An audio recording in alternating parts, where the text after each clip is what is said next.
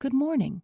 I'm Teresa Nikas, and I'll be your host for today's Quiet Echo. I want to start this week differently. I want to read you something. Over the weekend, a man named Conrad Presley shared a post in a community Facebook group in Caldwell County, Texas. He noted he had not written it himself. He had found it posted somewhere locally and passed it along. I found it through him, and I have not been able to put it down since Saturday morning. So before I say anything else, I want to read it to you. Just the words, then we can talk about it. Quote, "A citizen's righteous testimony. I'm being taxed on money I never made. Let that sink in. I bought my property outright for $60,000 in 2015. Now the county says it's worth $246,000. Did I sell it?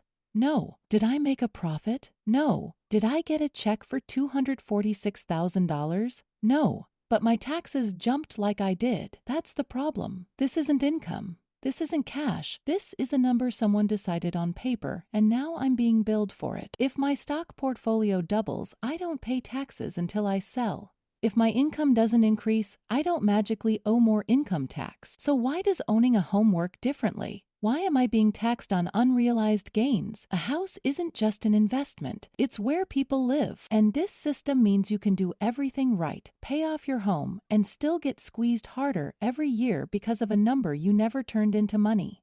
You don't truly own something if you can be taxed out of it." End quote. That post was shared dozens of times before I found it. Nobody knows who wrote it. Conrad Presley found it somewhere local in Caldwell County and passed it along. Someone else found it through him. I found it through someone else. This is how it traveled person to person, without a publication behind it, without an organization pushing it, without anyone's name on it. Just the words, and the words kept moving. I want to tell you what happened in the comments, because this is where it gets interesting. Some people said, the services a community provides have to be paid for somehow, and property is the most stable base for doing it. That is a real argument. I have heard it made seriously by serious people. Some people said, the system made sense when home values were stable, and it is breaking down now under the pressure of markets no one in a small town controls. Some people said, their parents paid off a house over 30 years and are now being squeezed out of it in retirement on a fixed income. The house is paid for. The bill keeps growing. Some said the answer is circuit breakers and exemptions. Some said the answer is a different tax structure altogether. Nobody said the concern was wrong. Cedar Valley has been in this conversation for a while.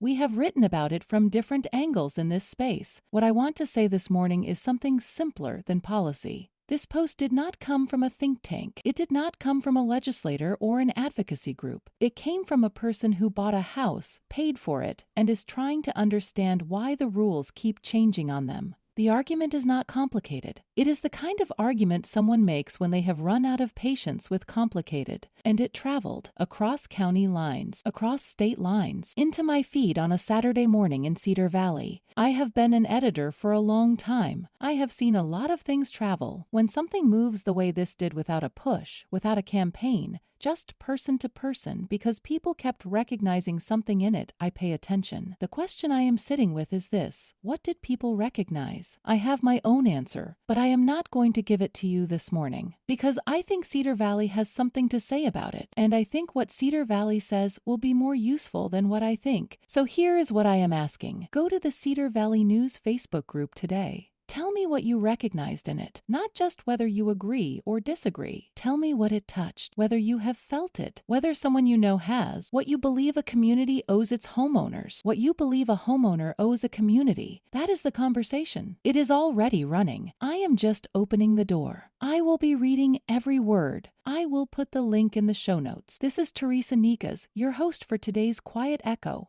Thanks for listening. Quiet Echo is part of the fictional Cedar Valley News series, written by Evan Swenson, publisher, publication consultants, and Claude Marshall, AI developmental editor. While the people and town of Cedar Valley are fictional, the property tax argument and the social media post read in this episode are real, circulating in communities across the country as of April 2026.